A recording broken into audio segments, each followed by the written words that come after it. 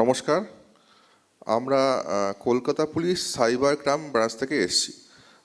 Cyber crime branch আপনারা হয়তো প্রথমে শুনে থাকতে পারতেন যে কলকাতা পুলিশ সাইবার পিএস বা সাইবার পুলিশ স্টেশন হয়তো ছিল, কিন্তু 2025-এ শুরুর দিক থেকে একটু সেটাকে একটু কাজের পরিধিটা বাড়ানোর জন্য সাইবার ক্রাইম ব্রাঞ্চ তৈরি হয়।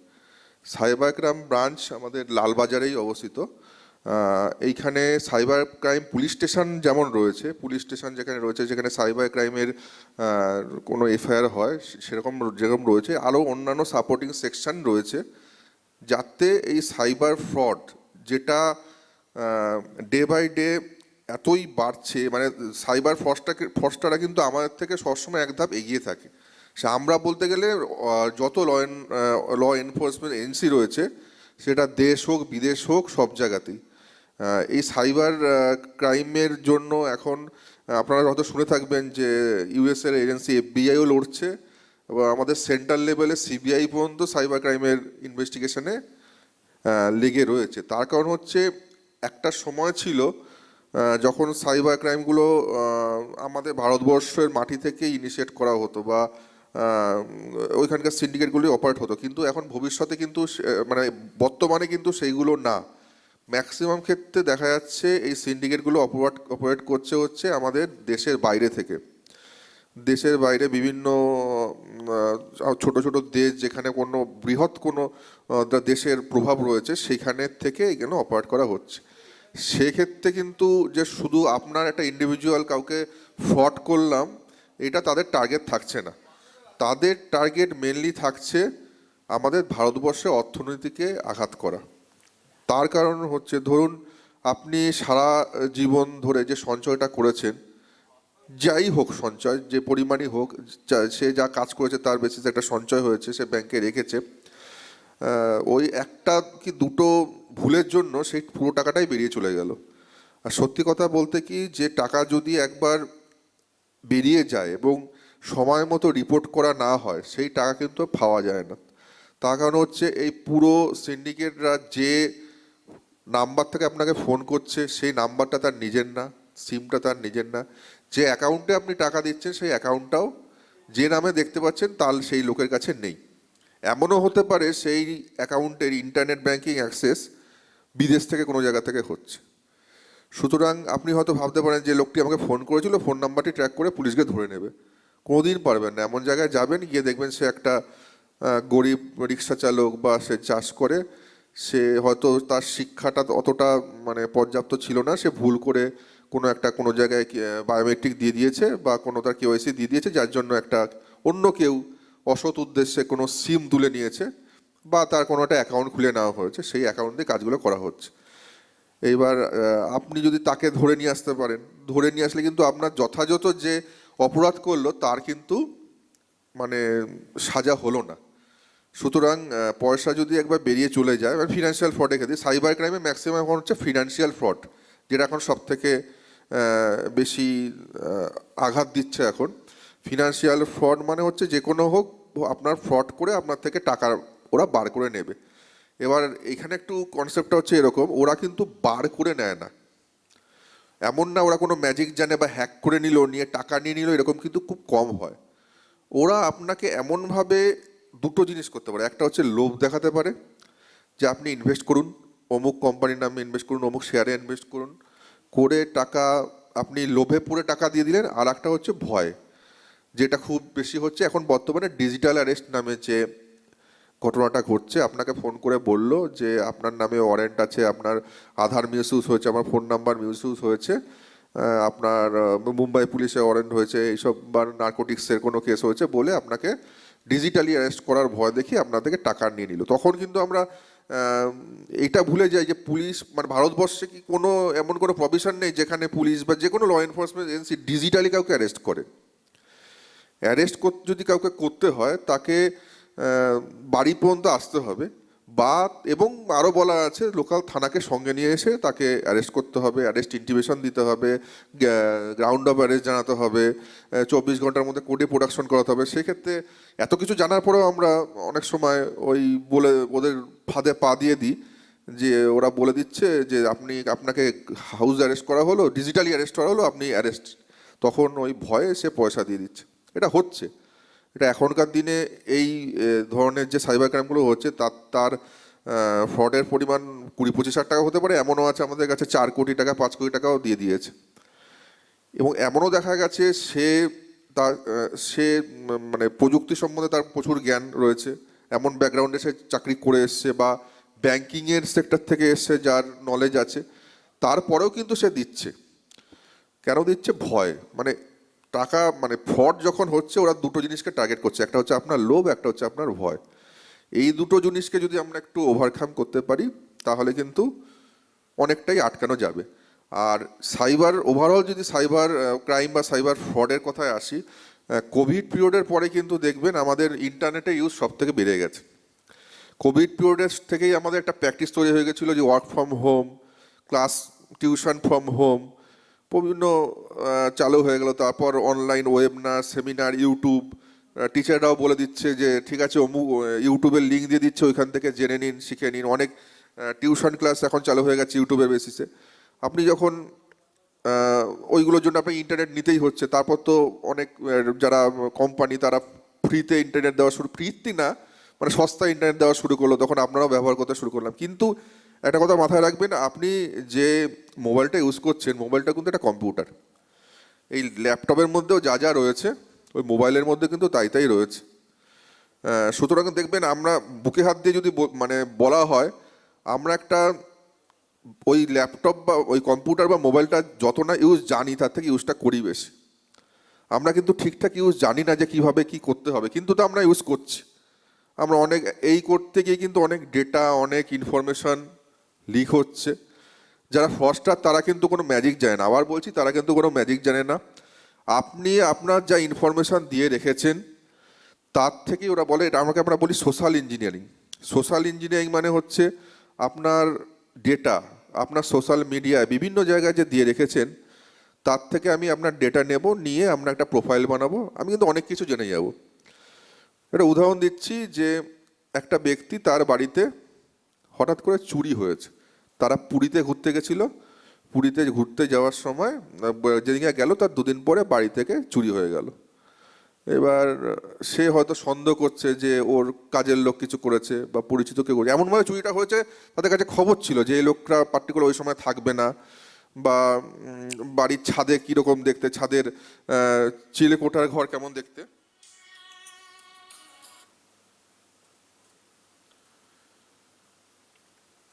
সেরকম হয়তো তাদের কাছে ইনফরমেশন ছিল। আপনি হয়তো ভাববেন যে কোনো তারা ম্যাজিক জানে বা কোনো খবর লিক হয়েছে, কিন্তু সেই লোকটি দেখবেন, আপনারাও হয়তো করেন, যে আপনি বাড়ি থেকে বেরোলেন, বেরিয়ে হাওড়া স্টেশনে গেলেন, লিখলেন যে check in Howrah station for Puri, left for Puri, ফেসবুকে দিয়ে দিলেন। তারপর পুরীতে পৌঁছালেন, সমুদ্রের বিচে গিয়ে দিচ্ছেন যে পুরী বিচ চেক ইন করলাম, ছবি দিলেন। তারপর আবার এরকমভাবেই, মানে এছাড়া আপনি অনেক ডেটা আমরা দিয়ে দিই যেগুলো দেওয়া উচিত না। এবার আপনার যে ফেসবুক প্রোফাইল মানে ফ্রেন্ড লিস্ট রয়েছে, আপনার সবাই বলতে পারেন কি ওই ফ্রেন্ড লিস্টের মধ্যে সবাই আপনার পরিচিত? আপনার কিন্তু কেউ বলতে পারবে না যে 100টা লোকের মধ্যে 100টা লোক পরিচিত। কে কোন উদ্দেশ্য নিয়ে বসে রয়েছে আপনার কোনো জানা নেই। হয়তো সে আপনার ফেসবুক প্রোফাইল দিয়েই জেনে গেল যে আপনি পুরী গেছেন ফ্যামিলি নিয়ে, আপনার বাড়িতে কেউ কিছু নেই। সুতরাং এটাকেই বলা হয় সোশ্যাল ইঞ্জিনিয়ারিং। এইভাবেই কিন্তু ওরা জানছে আমরা যত ইনপুট মানে দিয়ে রাখছি সোসাইটিতে, বা সেইগুলোই ওরা নিচ্ছে, নিয়ে প্রোফাইলিং বানাচ্ছে। ডিজিটাল অ্যারেস্টের ক্ষেত্রেও তাই। ধরুন আপনাকে টার্গেট করলো, তখন হয়তো আপনি ভাববেন যে আমাকেই কেন টার্গেট করলো ওরা। তার কারণ আপনি ফেসবুকে পোস্ট করছেন যে আমি অমুক জায়গায় চাকরি করি, আমার ছেলে অমুক জায়গায় বা ছেলে মেয়ে অমুক জায়গায় চাকরি করে, আমি এরকমই। ওরা কিন্তু এইখান থেকে মোটামুটি একটা স্ট্যাটাস ওরা রেডি করতে পারে যে একটা লোক বয়স এত, অমুক জায়গায় চাকরি করছে, তার ব্যাংক ব্যালেন্স কত হতে পারে, তার ছেলে মেয়ে বাইরে থাকছে, তার ব্যাংক ব্যালেন্স কত থাকতে পারে। এইভাবে কিন্তু ওরা মোটামুটি একটা টার্গেট করে নেয় যে এর অ্যাকাউন্টে মোটামুটি 1 কোটি হোক, 50 লাখ হোক, 60 লাখ হোক, 2 কোটি হোক ব্যালেন্স থাকতে পারে। সেই মতো করেই আপনাকে টার্গেট করছে।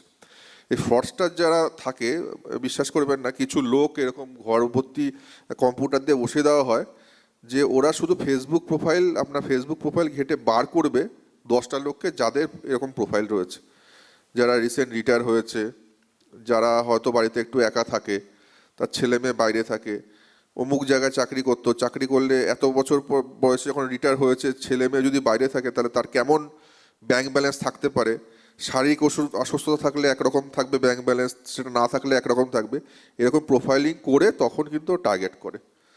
তারপর তার কী ধরনের ইন্টারেস্ট, সে যদি ব্যবসায়ী হয় তার এক ধরনের ইন্টারেস্ট হবে, সে যদি লেখক হয় তার এক ধরনের ইন্টারেস্ট হবে, সেই মতো করে তাকে প্রভোগ করা হবে করে কী করে। এবার একটা জিনিস মাথায় রাখবেন যে আপনাকে হয়তো হট করে বললো যে আপনার আধারটা মিসইউজ হয়েছে। আপনি দেখুন, আপনি জেরক্সের দোকানে জেরক্স করতে গেছেন, আপনার আধার, প্যান, ভোটার কার্ড সব কিছু দিয়েছেন, আপনার কি মনে হয় ওইগুলো নিয়ে ফ্রডস্টাররা অনেক কিছু করতে পারে? ওই ডেটা সব জায়গায় অ্যাভেলেবেল, আপনার আধার নাম্বার, আপনার প্যান নাম্বার সব জায়গায় অ্যাভেলেবেল। যদি হট করে আপনাকে ফোন করে বললো যে আপনার প্যান নাম্বারটা কিন্তু আমার কাছে আছে, এত এত এত, আপনার নামে এই হয়ে যায়, আপনি বলবেন আমার প্যান নাম্বার আরও অনেক লোকের কাছে আছে। আপনার প্যান নাম্বার আপনি লোন নিতে যখন গেছেন তার কাছে রয়েছে, জেরক্সের দোকানে যখন গেছেন জেরক্স করতে তার কাছে রয়েছে, কিছুই হবে না ওই নাম্বারে। কিন্তু তারপরে স্টেপ হচ্ছে আপনাকে ভয় দেখানো। আপনার প্যান নাম্বারটা বলবে যে আপনার প্যান নাম্বারটা কিন্তু ইনকাম ট্যাক্সের কাছে রিপোর্ট আছে যে এত টাকা আপনার ফাইন হয়েছে, এই অমুক তমুক বললো, আপনি আমার ভয় পেয়ে গেলেন। আলটিমেটলি ওরা কিন্তু তখন ভয় দেখিয়ে টাকাটাকে সাইফন করার চেষ্টা করে। আমাদের এটা তো গেলো একটা ওভারঅল একটা বললাম, আমাদের আরও সাইবার ফ্রড রয়েছে। আমরা মানে সাইবার পিএসএ বা দৈনন্দিন যত রিপোর্ট আমরা নিই সেইখান থেকে নিত্য নতুন সাইবার ক্রাইম আমরা অভিজ্ঞতা করি। তার কিছু প্রেজেন্টেশন আমাদের কাছে রয়েছে যে বর্তমানে কী ধরনের সাইবার ক্রাইম হচ্ছে। সাইবার ক্রাইমের শিকার একটা মানে মাইনর বাচ্চা থেকে শুরু করে বয়স্ক লোক, যে কোনো লোক যে কোনো সময় হতে পারে। যারা ইন্টারনেট ইউজ করছেন সবাই সাইবার ক্রাইমের শিকার হতে পারে। আমরা সেই মতো করে একটা প্রেজেন্টেশন দিচ্ছি, আমাদের মাধুর্য ভট্টাচার্য আমাদের এই সহকর্মী, ও একটা প্রেজেন্টেশন দিচ্ছে আপনাদের কাছে।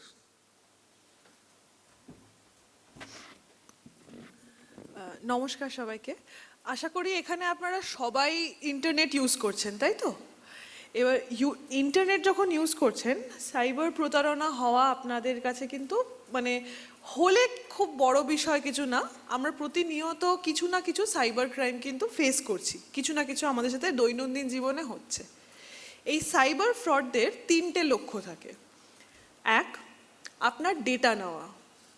এই ডেটাগুলো পাচ্ছে, আমরাই যে ডেটাগুলো নিজের আপলোড করছি ইন্টারনেটে, সেই ডেটাগুলো কিন্তু প্রতিনিয়ত কোথাও না কোথাও একটা বিক্রি হচ্ছে।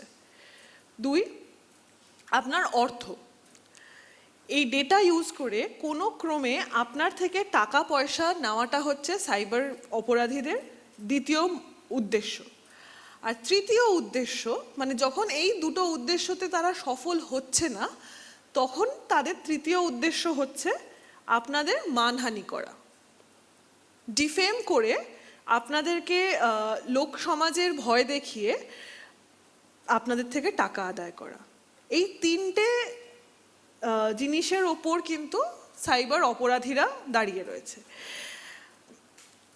এবার সাইবার অপরাধ হলে কোথায় যাব আমরা?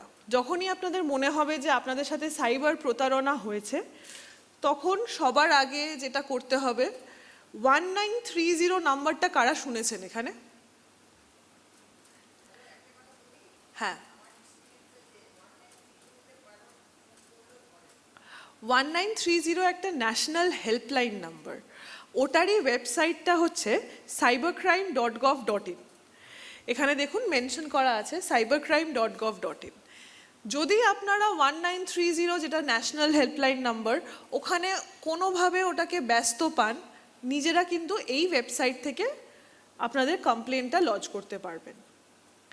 এরপরে আপনাদের একখানা অ্যাকনলেজমেন্ট নাম্বার দেওয়া হবে। ওই নাম্বারটা নিয়ে আপনারা লোকাল থানা বা লোকাল যে সাইবার সেল আছে সেখানে যান, সেখান থেকে আপনারা হেল্পটা পাবেন। আগে কিন্তু 1930 বা cybercrime.gov.in কমপ্লেনটা করতে হবে, কারণ যেহেতু এখন সাইবার ক্রাইমের ট্রেন্ডটা একটু পাল্টে গেছে, পুরোটাই ফিনান্সিয়ালের দিকে চলে যাচ্ছে। আমাদের মূল উদ্দেশ্য হচ্ছে আগে টাকাটা যেটা গেছে সেটাকে বন্ধ করা, মানে সেখানে ব্লক করা। একবার যদি সেই টাকা ফ্রডস্টাররা এনক্যাশ করে নেয়, সে এটিএম উইথড্রল করুক বা চেক উইথড্রল করুক, যেভাবেই করুক, তাহলে কিন্তু পাওয়াটা খুব মুশকিল। তাই জন্য ব্যাংকে থাকাকালীনই আমাদের চেষ্টা হওয়া দরকার যে টাকাটা ওখানে আটকানো যাক, ঠিক আছে? আর কলকাতা পুলিশ এরিয়ার জন্য এই 10খানা সাইবার সেল আছে। এই 10টি সাইবার সেলেই লালবাজার হেডকোয়ার্টার, তার আন্ডারে এই 10টি সাইবার সেল।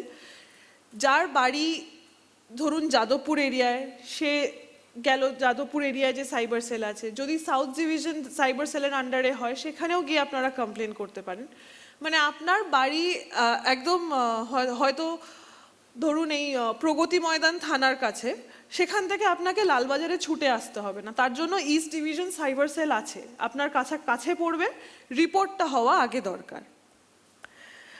আচ্ছা, ডিজিটাল অ্যারেস্ট টার্মটা নিশ্চয়ই সবাই শুনেছেন। এখানে ডিজিটাল অ্যারেস্টের 2-3 রকমভাবে ডিজিটাল অ্যারেস্ট করে, প্রতারণা করে। ডিজিটাল অ্যারেস্ট বলে কিছু হয় না, 2-3 রকমভাবে করার চেষ্টা করে। একটা হচ্ছে আপনার কাছে ফোন আসবে কোনো কুরিয়ার কোম্পানির থেকে, কুরিয়ার কোম্পানির নাম করে ফোন এসে বলবে যে আপনার যে পার্সেলটা মুম্বাই থেকে তাইওয়ানে যাচ্ছিল, সেখানে অনেক ড্রাগস পাওয়া গেছে, অনেক পাসপোর্ট পাওয়া গেছে, ফোন পাওয়া গেছে, সিম কার্ড পাওয়া গেছে, এগুলো সবই ইললিগাল। এর জন্য আপনার এগেনস্টে মুম্বাই ক্রাইম ব্রাঞ্চ বা দিল্লি ক্রাইম ব্রাঞ্চ একখানা কেস করেছে, তাই জন্য আপনাকে ওখানে ডাইরেক্টলি কানেক্ট করে দেওয়া হচ্ছে। এটা হচ্ছে প্রথম পদ্ধতি। সেকেন্ড পদ্ধতি কি, যে ট্রাইয়ের নাম করে, telecom regulatory authority of India আপনাকে ফোন করে বলবে যে আমি ট্রাইয়ের থেকে ফোন করে কথা বলছি, আপনার সিম কার্ডটি মানি লন্ডারিংয়ের জন্য ইউজ করা হয়েছে, এবং মানি লন্ডারিংয়ের কেস একখানা আপনার এগেনস্টে করা হয়েছে। সেটা আবার সেই যেখানে থাকছেন, আপনি কলকাতার বাসিন্দা, তাই আপনাকে বলবে মুম্বাই বা দিল্লি। এবার যদি আপনি দিল্লির বাসিন্দা হন, তখনই এরকমই কোনো আরেকটা মেট্রো সিটির নাম বলবে। পরের পদ্ধতিটা সেম, যে আপনাকে ডাইরেক্টলি কমিউনিকেট করিয়ে দেওয়া হচ্ছে ওই অফিসারের সাথে। আর থার্ড, আমাদের মেলে তো অনেক রকমের ফ্রড মেলস আসে, যেগুলো হয়তো আপনি লোন অ্যাপ্লাই করেননি কিন্তু আপনার কাছে লোন অ্যাপ্রুভালের মেল আসছে। ঠিক এরকমই একখানা মেল আসতে পারে আপনার কাছে, যে আপনি ইন্টারনেট সার্ফ করার সময় চাইল্ড পর্নোগ্রাফি সাইট ভিজিট করেছেন। আর এই চাইল্ড পর্নোগ্রাফি সাইট হচ্ছে একটি অপরাধমূলক জিনিস, সেখানে আপনি ভিজিট করতে পারেন না। তাই জন্য আপনার এগেনস্টে একখানা কেস করা হয়েছে, নিচে দেওয়া নাম্বার বা স্কাইপ আইডির সাথে যোগাযোগ করতে হবে আপনাকে। এরপরে কি হবে, যখন আপনাদের সাথে যোগাযোগ করছে ওরা, ওই যোগাযোগ করার পর আপনাকে বলবে যে আপনার যেহেতু কেস হয়েছে আপনার এগেনস্টে, আপনাকে ডিজিটালি প্রেজেন্ট থাকতে হবে, আপনাকে ডিজিটালি অ্যারেস্ট করা হচ্ছে, সারাক্ষণ ক্যামেরাটাকে অন করে রাখতে হবে, বা পরিচিত কারোর কাছে বলা যাবে না, তাহলে আপনার পরিবারের লোকজনকেও অ্যারেস্ট করা হবে। এবং তারপরে বলা হবে, যেহেতু আপনার নামটি এর মধ্যে যুক্ত আছে, আপনার যা সঞ্চয় করা টাকা আছে সারা জীবনের সঞ্চয়, একটি আরবিআই অ্যাপ্রুভড ব্যাংক অ্যাকাউন্টে রাখতে হবে। আপনার কাছে যা যা ব্যাংক অ্যাকাউন্ট আছে সবের টাকা নিয়ে ওই একটা আরবিআই ব্যাংক অ্যাকাউন্টে রাখতে হবে। সেটি আদৌ আরবিআই এর অ্যাকাউন্ট না, আরবিআই কখনোই এরকম কোনো গাইডলাইন দেয় না। এবার যেই আপনি টাকাটা রাখলেন, তখন আইদার তারা ফুল ভ্যানিশ, আপনার সাথে কোনোভাবেই কোনো কমিউনিকেট করবেন না, অর এলস এরকমও দেখা গেছে বাড়ির দলিল বা হয়তো যাদের গয়নাগাটি আছে, গয়নাগাটি বিক্রি করে আরও টাকার প্রেশার দিয়ে সেই টাকা হাতিয়েছে ফ্রডস্টাররা। এরকম যে কোনো কেসে যখনই আপনার কাছে এরকম কোনো কল আসবে, সবার আগে আপনাকে 1930 কমিউনিকেট করতে হবে, অথবা 100 ডায়াল তো করতেই পারেন, কিন্তু 1930-তে রিপোর্ট করাটা ম্যান্ডেটরি। সে আপনার সাথে ফ্রড হোক আর না হোক, অ্যাটেম্পট টু ফ্রডটাকেও কিন্তু আপনি ওখানে রেজিস্টার করতে পারবেন। আচ্ছা, নেক্সট হচ্ছে ইনভেস্টমেন্ট ফ্রড। শুনেছেন এখানে কেউ এরকম ইনভেস্টমেন্ট ফ্রড?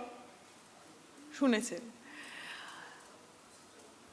সিন্স এখানে আপনারা সবাই একটু এজেড আছেন, আপনাদের কাছে কিন্তু একখানা লামসাম অ্যামাউন্ট আছে, রিটায়ারমেন্টের পয়সা হোক বা সারা জীবন যা আপনি মার্কেটে ইনভেস্ট করেছেন সেই টাকাগুলো একটা আছে। এবার প্রতিনিয়ত সোশ্যাল মিডিয়াতে আপনারা দেখবেন যে আপনাদের কাছে এরকম অ্যাডভার্টাইজমেন্টস আসছে যে শর্ট টাইমে কম টাকা ইনভেস্ট করে ডাবল বা ট্রিপল রিটার্ন পাওয়া। এরকম অ্যাডভার্টাইজমেন্ট আপনি হোয়াটসঅ্যাপেও পাবেন, ইনস্টাগ্রাম, ফেসবুক, যদি কেউ টেলিগ্রাম করে থাকেন তারাও পাবেন। মানে যারা কলেজ স্টুডেন্টসরা তোমরা পেছনে বসে রয়েছো তারাও নিশ্চয়ই পেয়েছো এই জিনিসগুলো, যে কম টাকা ইনভেস্ট করে বেশি রিটার্ন কম দিনের মধ্যে। আর এই ইনভেস্টমেন্টগুলো করার জন্য কিন্তু কখনোই মানে কোনো লামসাম অ্যামাউন্ট ওরা চাইছে না। আর যেই অ্যাডভার্টাইজমেন্টগুলো আপনারা ক্লিক করবেন সঙ্গে সঙ্গে দেখবেন একটা গ্রুপে অ্যাড হয়ে গেছে। সেটা ইনস্টাগ্রামের কোনো গ্রুপ হতে পারে, ফেসবুকের হতে পারে, হোয়াটসঅ্যাপের হতে পারে বা টেলিগ্রামেরও হতে পারে। এই গ্রুপগুলোতে অ্যাড হয়ে গিয়ে আপনারা দেখতে পারবেন যে হয়তো 100 জন মেম্বার আছে গ্রুপের, তার মধ্যে 80 জন এরকম পোস্ট করছে যে তারা 10 দিনে ডাবল ইনকাম করেছেন। হয়তো তারা 2 লাখ টাকা ইনভেস্ট করেছেন, তারা 4-5 লাখ টাকা ফেরত পেয়ে গেছেন 10 দিনের মধ্যে। এবং প্রতিনিয়ত এই জিনিসটা দেখতে দেখতে আপনাদেরও হয়তো মনে হবে কি আমি একটা ছোট অ্যামাউন্ট ইনভেস্ট করে দেখি, 10,000 টাকা ইনভেস্ট করে দেখি। আপনি 10,000 টাকা ইনভেস্ট করলেন, আপনি 3-4 দিনে দেখলেন আপনি সত্যিই 20,000 টাকা রিটার্ন পেয়েছেন। আপনি ভাবলেন বেশি লোভ করে লাভ নেই, আবার সেই 20,000 টাকাই ইনভেস্ট করলেন।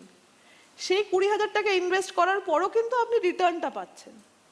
এবার এই রিটার্নটা পাওয়ার পর আপনার কাছে মনে হলো যে না এটা তো জেনুইন, তাহলে একটা বড় অ্যামাউন্ট ইনভেস্ট করে দেখি। বড় অ্যামাউন্টটা ইনভেস্ট করলেন, এবার আপনাকে দেখাচ্ছে যে আপনার ডাবল হয়ে গেছে কিন্তু টাকাটা আপনার ব্যাংক অ্যাকাউন্টে আসছে না।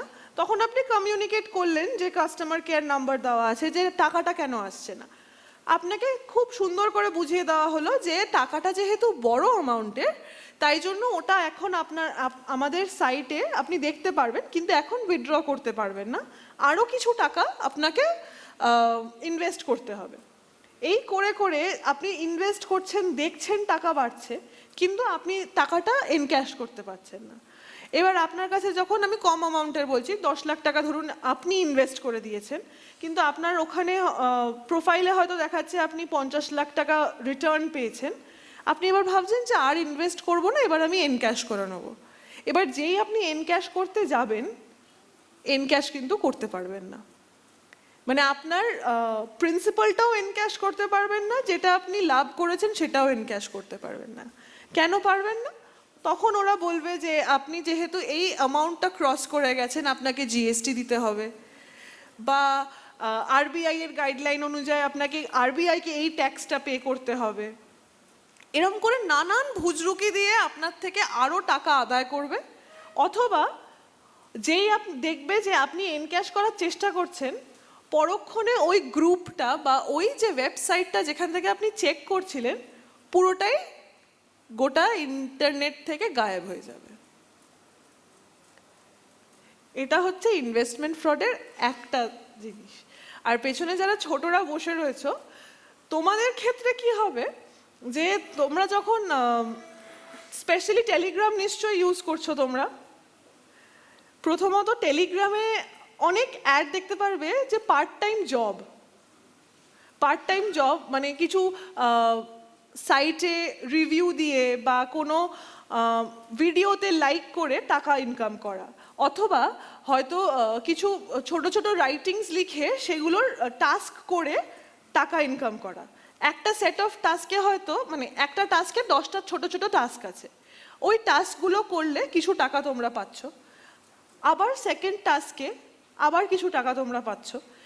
এরকম করে করে হয়তো থার্ড টাস্কটা যখন তুমি করতে গেলে তখন তোমাকে দেখালো যে 9th যে টাস্কটা আছে ওই থার্ড সেট অফ টাস্কের মধ্যে ওটা কিছুতেই হচ্ছে না। যেই তুমি কমিউনিকেশনটা করলে কাস্টমার কেয়ারের সাথে, তখন তোমাকে বললো যে ঠিক আছে আমরা এই টাস্কটা ম্যানেজ করে দিচ্ছি, আপনি 1000 টাকা ইনভেস্ট করুন, 1000 টাকা ইনভেস্ট করে নেক্সট টাস্কে চলে যান, তাহলে আরও ডাবল হয়ে যাবে, তারপরে এটা ম্যানেজ হয়ে যাবে।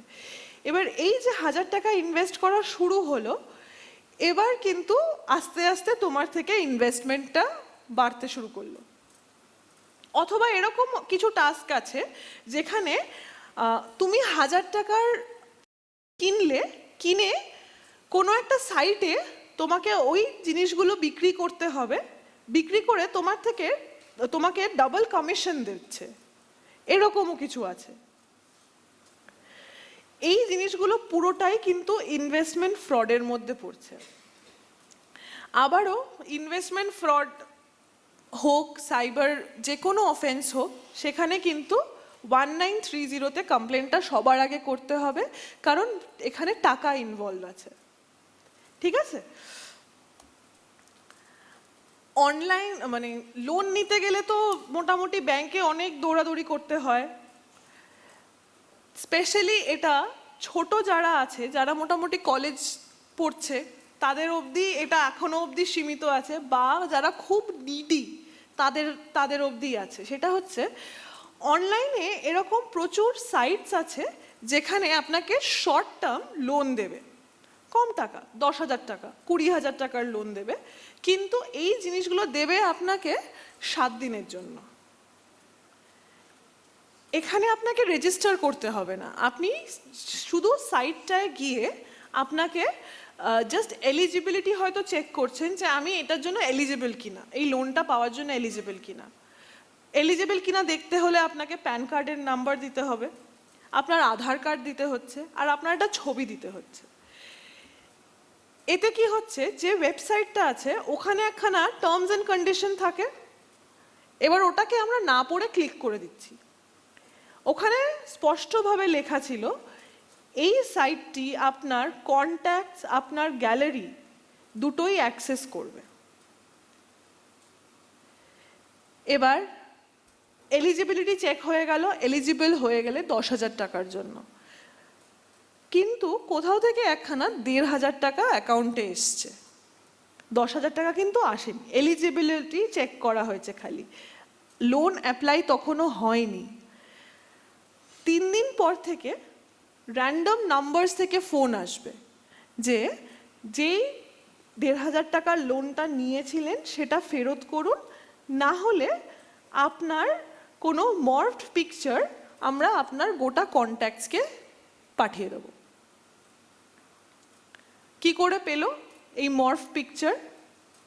প্রথমত আমরা নিজেদের একখানা ছবি দিয়েছি সেখানে, সেকেন্ড আমার গ্যালারি অ্যাক্সেস করতে পারছে, থার্ড আপনার আধার কার্ড আর প্যান কার্ডের একটা ছবি আছে, আর আমাদের ফোনে আমরা নিজেদের রিলেটিভসদের নাম মামা কাকা দিয়েই সেভ করে রাখি, বা আমাদের অফিসের কলিগসদের নাম্বারগুলো পেছনে একটা করে, মানে যখন সেভ করছি পেছনে একবার লেখা থাকে যে কোথাকার কলিগ তিনি। এই ফ্রডস্টাররা টার্গেট করবে এরকম কোনো একটা জায়গায় যেখানে আপনার মানহানি হবে আর আপনি টাকাটা দিতে বাধ্য হবে। আর একবার টাকা দিতে শুরু করলে কোনোভাবেই কিন্তু টাকা দেওয়া বন্ধ করা অসম্ভব হয়ে যাবে। তারপর হয়তো দেখা যাবে বাড়ির কিছু লোকের কাছে কোনো একটা, মানে হয়তো হোয়াটসঅ্যাপের ডিপিটার ছবিটা নিল আর নিচে কোনো একটা নিউড পিকচার লাগিয়ে পাঠিয়েই দিল। স্পেশালি মানে মেল ফিমেল এটা কি কিন্তু কোথাও বার নেই এখানে, এটা সবাইকেই করতে পারে। এরকম যদি কারোর সাথে হয়, সবার আগে নিজের ডেটাগুলোকে অন্য কোথাও একটা ট্রান্সফার করে ফোনটাকে ফরম্যাট করতে হবে। যে নাম্বারগুলো থেকে আপনাকে কল করে ডিস্টার্ব করছে 1930-তে কমপ্লেন করবেন, বা সঞ্চার সাথী বলে একটা অ্যাপ আছে সেখানেও কমপ্লেন করতে পারেন।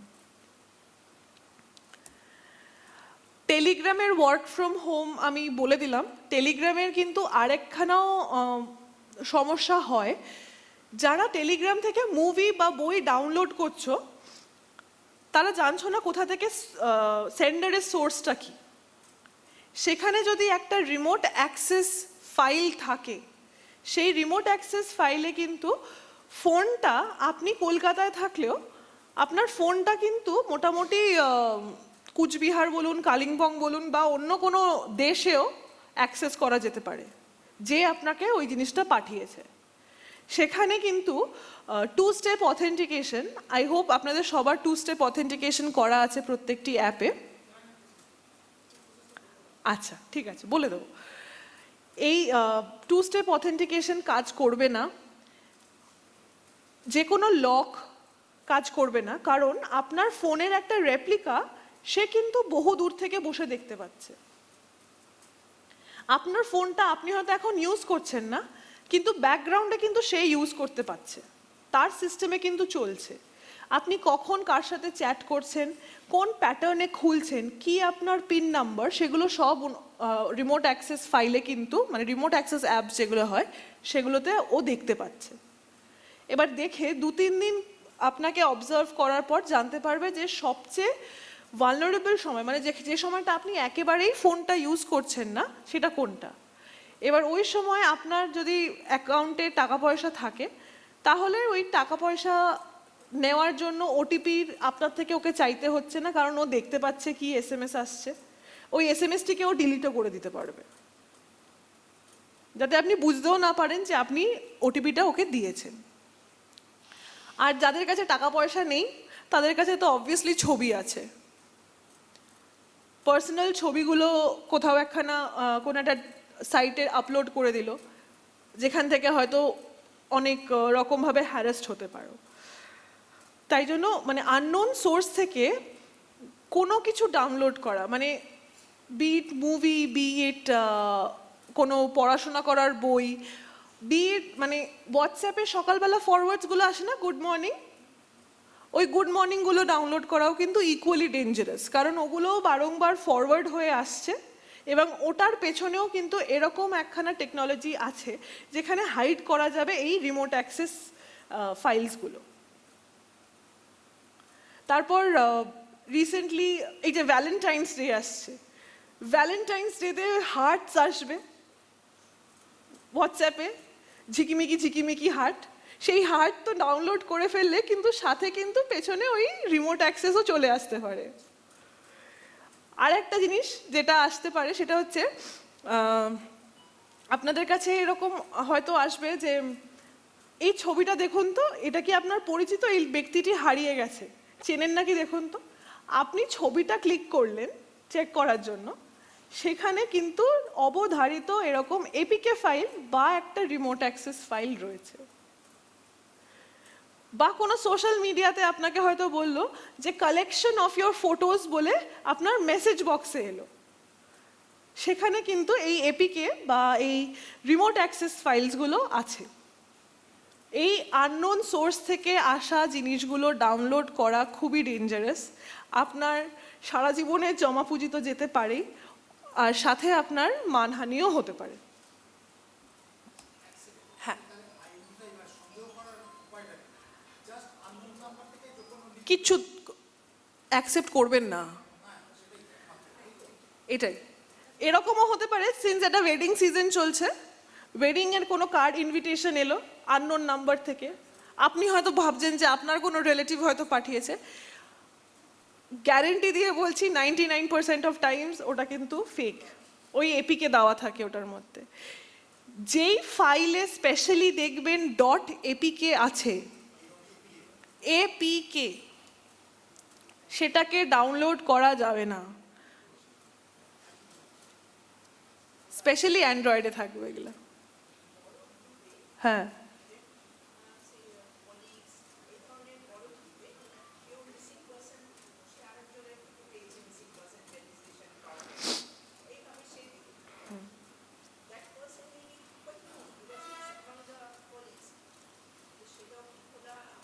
আপনি কি করে বুঝতে পারছেন যে পাঠাচ্ছে তার হোয়াটসঅ্যাপটা কম্প্রোমাইজ হয়নি?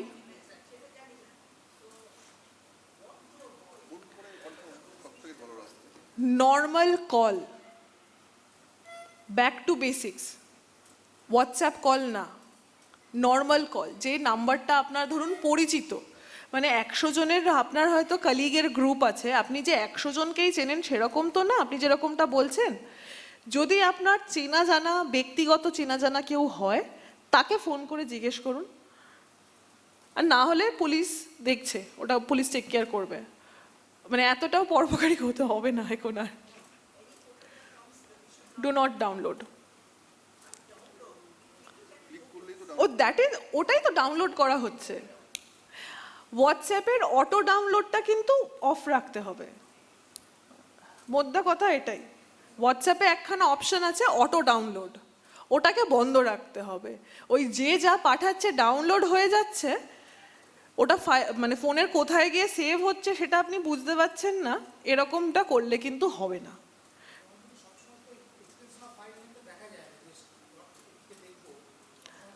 দরকার নেই তো। হ্যাঁ হ্যাঁ হুম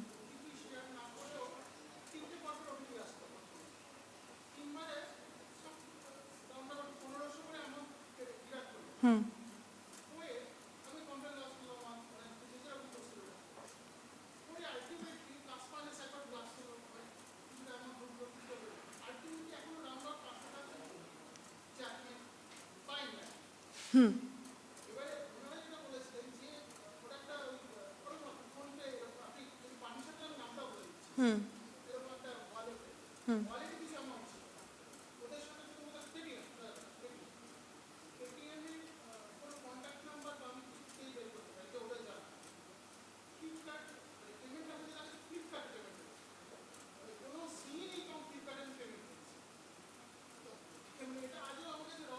আপনার কি ফ্লিপকার্টে অ্যাকাউন্ট আছে?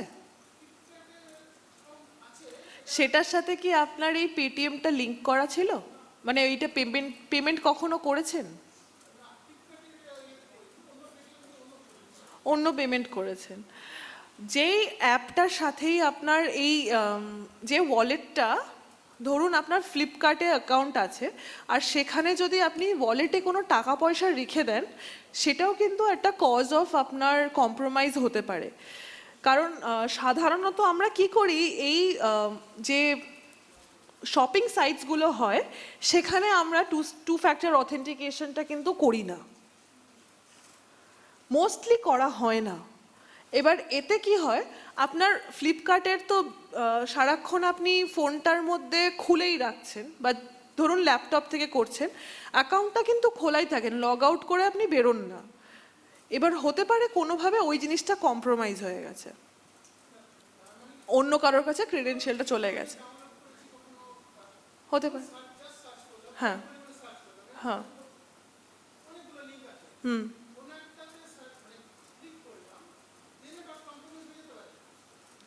লিঙ্কটা ম্যালিশিয়াস হলে হতে পারে, দেখতে হবে যে আপনি কি ডেটা ইনপুট করছেন ওখানে। হ্যাঁ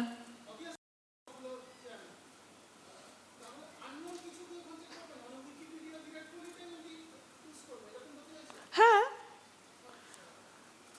আরেকটা যেটা জিনিস এখন খুব হচ্ছে, আমরা তো সবাই খুব বেড়াতে টেড়াতে যাই, বেড়াতে যাওয়ার জন্য হোটেল বুকিংয়ের জন্য আমরা কিন্তু গুগলের উপরেই ভরসাটা করি যে কোথায় আমাদের সস্তায়, মানে আমরা যদি এই প্রম্পটটা দিই, আমার পুরীতে সি ফেসিং রুম 2000 টাকার মধ্যে চাই ফর 4 days, গুগল কিন্তু আপনাকে সেম রেটে বা তার থেকে কমে আরও কিছু অফার্স লাগিয়ে সেরকম একটা 10 পাতার একখানা পেজ প্রেজেন্ট করবে।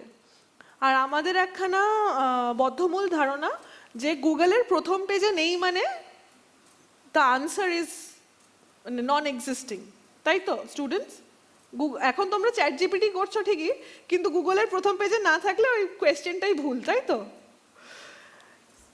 এবার প্রথম আমাদের আরও মানে আমরা তো খুব লেজি হয়ে গেছি ইন্টারনেটের জমানায়, এই যে প্রথম পেজটাও কিন্তু আমরা নিচে অবধি স্ক্রোল করে যাই না। প্রথম 4টে যা ওয়েবসাইট থাকে সেটা হচ্ছে একদম ধন্বন্তরীর কথা, আমরা ওখানটাতেই আমরা একদম বিলিভ করে রাখছি।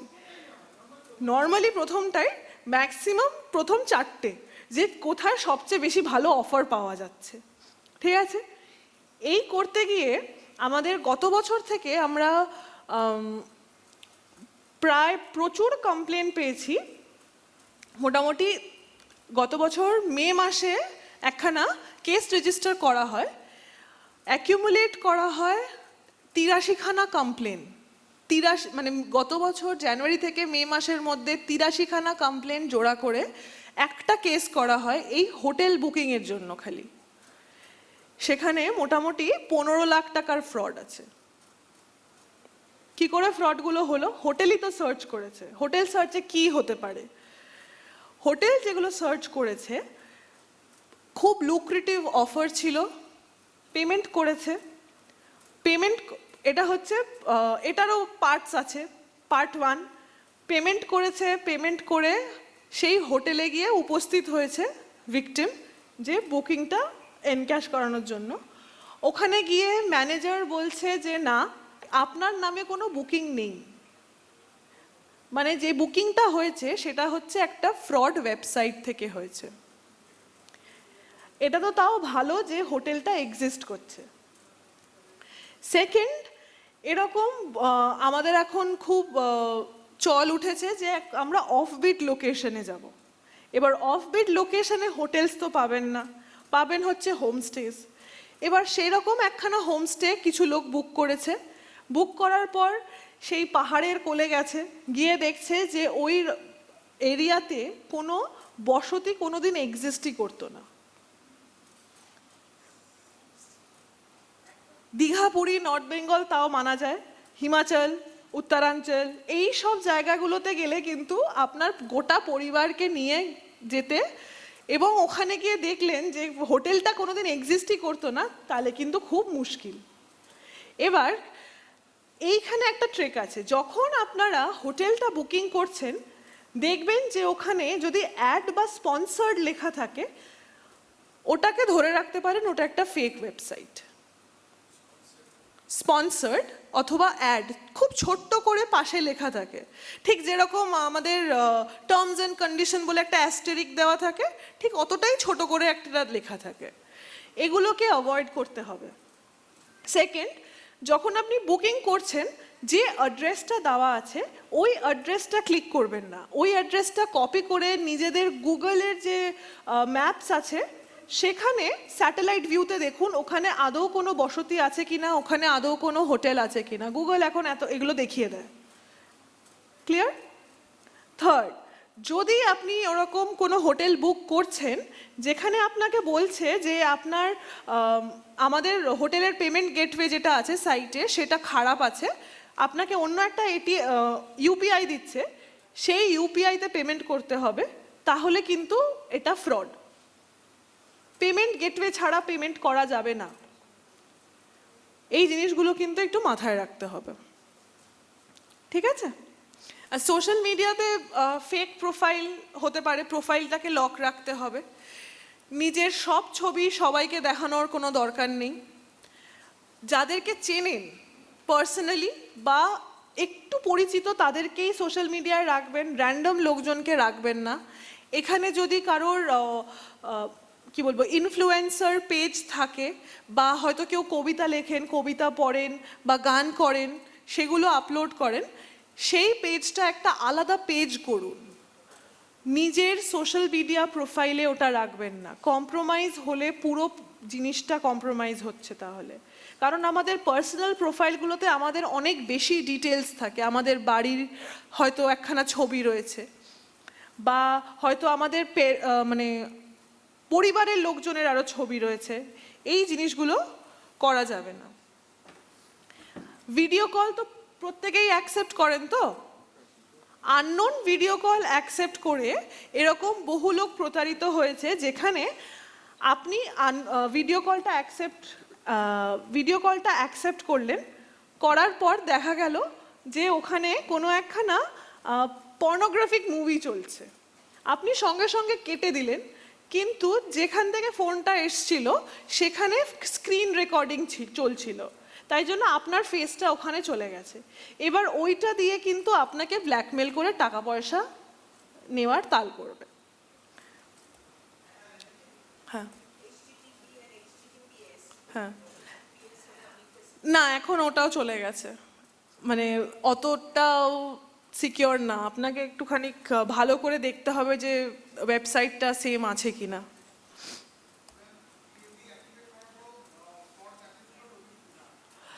সেটা তো টেলিকম সার্ভিস প্রোভাইডারই আপনাকে বলতে পারবে কি করে ঢোকে। না, লোকাল থানায় যাবেন, বা সঞ্চার সাথী বলে একটা অ্যাপ মানে একটা ওয়েবসাইট আছে, ওখানে গিয়ে রিপোর্ট করবেন। আর সঞ্চার সাথীতে আপনার আধার কার্ডের নাম্বারটা দিয়ে দেখতে পারবেন আপনার নামে এক্সেস কোনো সিম চলছে নাকি যেটা আপনি ইউজ করছেন না। যদি এরকম হয়ে থাকে তাহলে কিন্তু আপনারা ওখানেই রিপোর্টটা করতে পারবেন। আচ্ছা, এটা একটা কেস স্টাডি, এটা আপনাদের বলে দিই। একজন মাঝবয়সী একজন ভদ্রমহিলা, কলকাতা নিবাসী, পেশায় ডাক্তার। ওনার সাথে একজন লন্ডনে থাকা একজন ব্যক্তির বন্ধুত্ব হয়।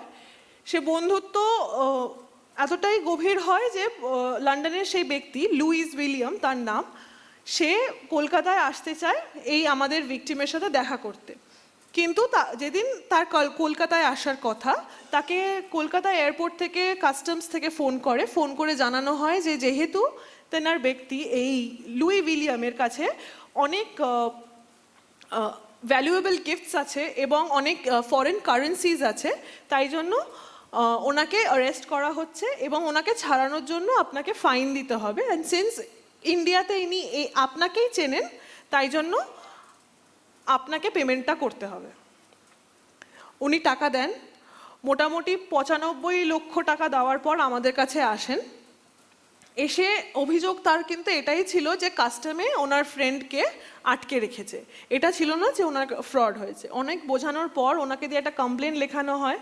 সেই কমপ্লেনের তদন্ত করে এই যে ডেভিড চিবুনা যাকে দেখতে পাচ্ছেন, এই হচ্ছে ওই নিচে লুই উইলিয়াম, আসল লুই উইলিয়াম, তাকে ধরা হয়। তাই বলে রাখছি, ইন্টারনেটে যেটা দেখছেন সেটা কিন্তু সবসময় সত্যি না। আর ইনভেস্টমেন্ট ফ্রডের এরকম একখানা এক্সাম্পল এটা, যেখানে কলকাতার এক ব্যক্তিকে প্রায় 1 কোটি টাকা হারিয়েছিলেন সেই ব্যক্তি। সিঙ্গাপুরে একটা ওই আয়ুর্বেদিক অয়েল কোম্পানিতে ইনভেস্ট করেছিলেন, সেই হচ্ছে এই ব্যক্তি।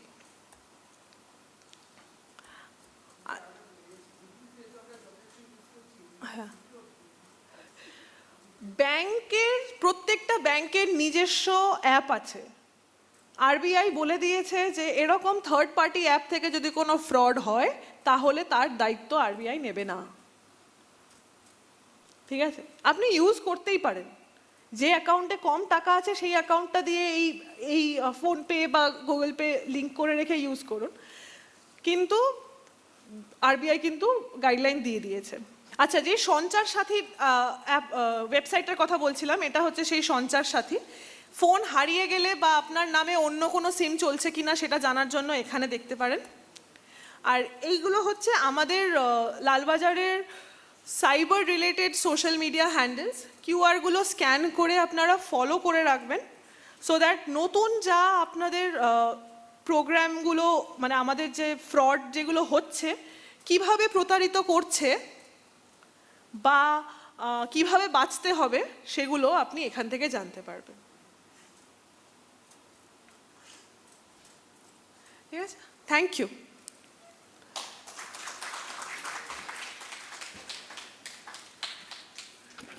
বোঝাই যাচ্ছে আমরা একটা খুব মনোজ্ঞ অনুষ্ঠানের মধ্যে দিয়ে গেছি, যেটা খুব প্রয়োজনীয় অনুষ্ঠান ছিল, কিন্তু আমাদের তো পরবর্তী অনুষ্ঠানের দিকে এগোতে হবে। সেই জন্য এখানেই আলোচনাটা শেষ করতে হলো। কিন্তু আমার মনে হয় ওরা তো কতগুলো ওয়েবসাইট এবং স্পেসিফিক ইন্টারাকশনের জায়গার কথা আমাদের বলে দিয়েছেন, এবং বিশেষ করে বলে দিয়েছেন যে কি সতর্কতা অবলম্বন করা দরকার। মুশকিল হচ্ছে একটু বেশি বয়স হলে কখনো কখনো অসাবধানতাবশত আমরা অসতর্ক মুহূর্তে ভুল করে ফেলি এবং তার মাসুল গুনি। তা সত্ত্বেও আমার মনে হয় আজকের এই আলোচনার থেকে আমরা সবাই সমৃদ্ধ হলাম। তার জন্য ওরা দুজনেই বিশেষভাবে আমাদের কাছে ধন্যবাদ। আরও আমাদের একটা ছোট্ট রয়েছে, ওদের এখানে এসে আমাদের এই সাথে দেওয়ার জন্য কিছু আমাদের তরফ থেকে মেমেন্টো দেওয়া।